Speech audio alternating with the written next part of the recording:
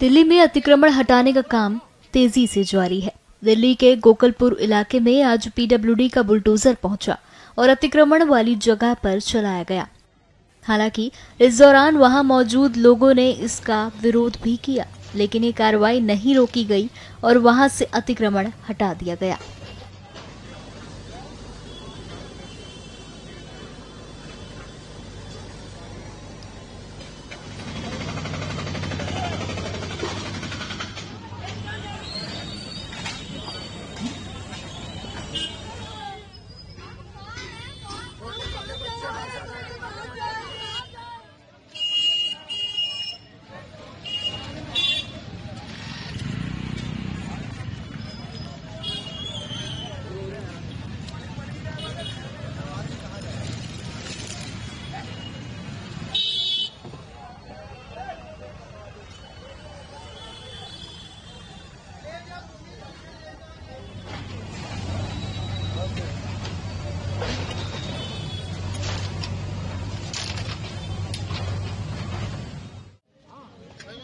बुलाओ ना बुलाओ। हाँ